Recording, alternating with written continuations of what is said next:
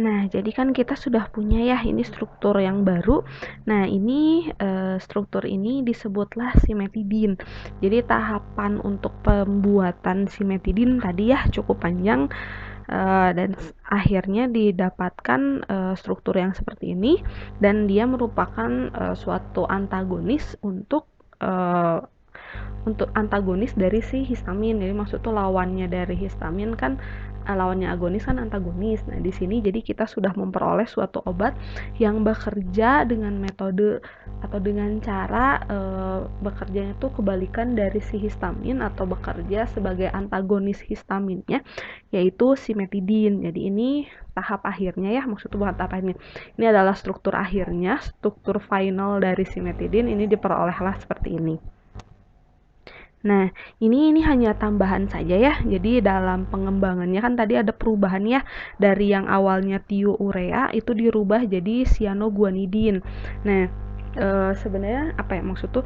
Jadi gini, jadi kalau misalnya di kimia medisinal itu dikenal dengan yang namanya bioisosterik. Jadi bioisosterik adalah suatu perubahan salah satu gugus fungsi atau perubahan salah satu gugus dari suatu senyawa atau struktur kimia yang dia tidak merubah ke aktivitasnya gitu. Nah, di sini kan ada perubahan dari thiourea menjadi cyanoguanidin gitu. Jadi ini tuh cyanoguanidin ini merupakan bioisosteriknya dari si thiourea, tapi mereka tetap memiliki efek yang sama. Makanya di sini diganti. Soalnya kan kita yang dibutuhkannya tuh kan dia gugus yang ini ya, yang ada guanidinnya yang di sini, tapi kan karena dia sifatnya basa, jadi harus ada yang si CN-nya. Nah, ini kedua struktur ini juga atau kedua gugus ini merupakan gugus yang netral, esensial netral. Jadi maksudnya dia gugus alami yang ada gitu, makanya ini bisa dipakai. Nah, keduanya juga dia punya koefisien partisinya yang rendah. Terus di sini juga gugus cyanoguanidin dia juga sifatnya sedikit asam dan sifatnya yang dan juga dia bisa bersifat sedikit basa atau sifatnya amfoter. Terus di sini cyanoguanidin juga dia tidak terionisasi pada pH darah ya, pH 7,4. Jadi pada pH darah dia tidak terionisasi, berarti kan dia sudah bagus. Nah, di sini di sini kita lanjut ya. Ternyata ada ya rangkumannya untuk simetidin. Nah, di sini ini ada, jadi yang tahapan pertama ini histaminnya tidak disebutkan, berarti di sini para peneliti atau kesimpulannya ini tidak menunjukkan bahwa histamin merupakan lead compound dari si simetidin. Jadi di sini yang dianggap lead compound adalah guanyl histamin. Nah, guanyl histamin di sini merupakan senyawa pemula yang memiliki sifat antagonis lemah terhadap sekresi asam lambung yang diinduksi oleh histamin. Nah, perpanjangan rantai samping dari senyawa ini menunjukkan peningkatan aktivitas antagonis, tetapi sedikit masih memiliki sifat agonis. Nah, jadi di sini pengembangannya tuh tidak langsung, tidak serta-merta berubah dari yang awalnya sifatnya agonis menjadi antagonis. Itu tahapannya cukup panjang ya. Terus kemudian penggantian gugus guanidin juga yang merupakan suatu basa kuat dengan gugus thiourea yang netral ini menghasilkan suatu senyawa yang namanya buriramid. Walaupun sangat aktif, ternyata bioavailabilitasnya kurang bagus atau BA-nya ya, ketersediaan hayatinya di dalam darah dia tidak bagus. Nah, terus penambahan gugus metil pada cincin 4 cincin imidazol diikuti substitusi atom sulfur ya, di sini bukan fosfor, yang merupakan gugus penarik elektron pada rantai samping. Ini menghasilkan suatu senyawa yang sangat aktif dan sedikit terionisasi. Nah, suatu sifat yang menunjukkan peningkatan dan kemampuannya terabsorpsi oral. Jadi maksudnya ada penambahan pada penambahan gugus sulfur ini dia meningkatkan kemampuan absorpsinya atau meningkatkan untuk ketersediaan hayatinya.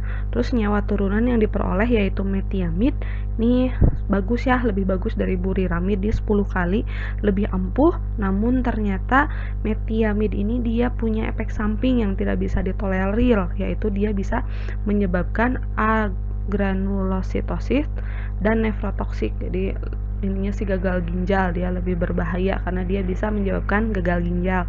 Nah, Di sini katanya metiamid tuh, ternyata metiamid diprediksi atau diasumsikan, bukan diasumsikan apa ya, jadi maksudnya diprediksi kalau metiamid ini menyebabkan gagal ginjal itu dikarenakan adanya gugus thiourea ya.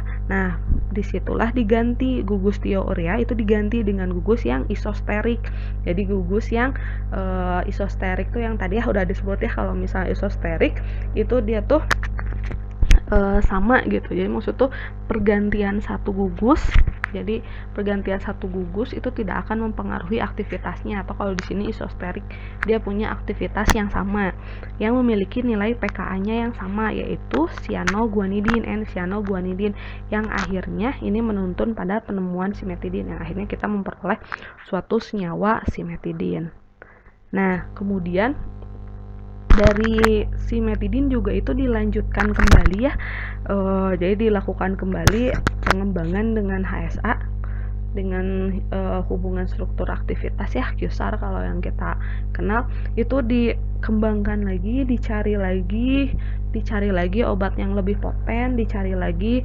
Nah, di sini diperolehlah lanitidin. Jadi ini tuh perbaikan dari simetidin di mana log P dan juga aktivitasnya itu lebih baik daripada simetidin. Nah, ini sih nggak bakalan terlalu saya bahas ya, tapi kita bisa lihat adanya kemiripan struktur dari simetidin dan ranitidin ya.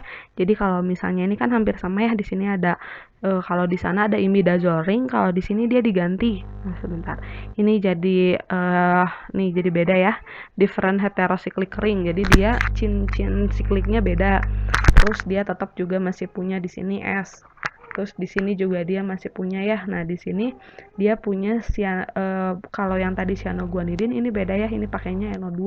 Kalau yang tadi kan pakainya CN. Itu makanya peneliti juga terus-menerus melakukan penelitian ya, perbaikan terhadap untuk meningkatkan efek farmakodinamiknya dan juga untuk memperbaiki sifat si farmakokinetiknya. Oke, ini untuk perkuliahan simetidin ya. Jadi sebelumnya saya mau mereview sebentar. Jadi kalau misalnya untuk pengembangan obat simetidin ini untuk lead compoundnya ada yang bilang histamin dan ada juga yang bilang N-guanyl histamin.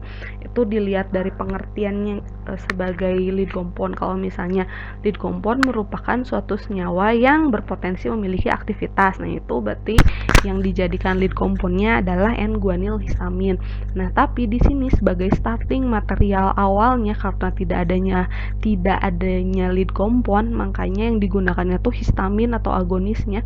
Ini peneliti juga bisa bilang atau bisa apa ya namanya, jadi dibilangnya tuh histamin juga dia bisa nih bertindak sebagai lead compound gitu, karena dia merupakan suatu starting material, jadi dia tuh material awal dalam pengembangan si simetidin ini. Nah, kemudian dari histamin itu ada yang pertama itu ada penambahan gugus hidrofob sama hidrofil ya, itu untuk melihat karakteristik dari si extra binding site-nya, apakah dia tuh nanti memberikan efek dia memberikan ada di situ tuh ikatan hidrofil atau ikatan hidrofob. Nah, terus kemudian ternyata hidrofob tidak ada efek, terus ditambahkan gugus guanidin.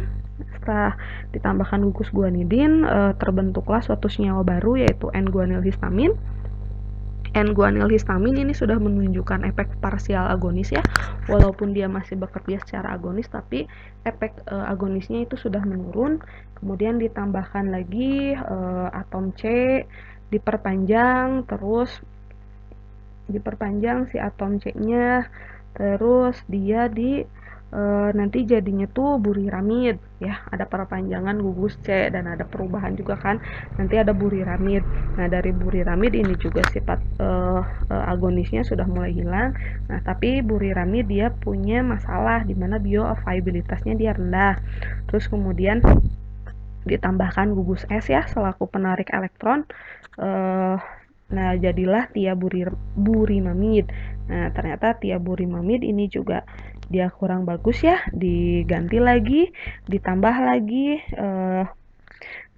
lagi apa namanya tuh struktur baru, ditambahkan metil menjadi metiamid. Nah, ternyata metiamid juga dia ada keterbatasan ya, ternyata dia bisa menyebabkan kerusakan ginjal karena adanya gugus thiourea. Nah, digantilah gugus thiourea menjadi gugus N-cyanoguanidin dan jadilah simetidin yang kita kenal sekarang ya. Oke, mungkin segitu yang bisa saya sampaikan. Terima kasih atas perhatiannya. Wassalamualaikum warahmatullahi wabarakatuh.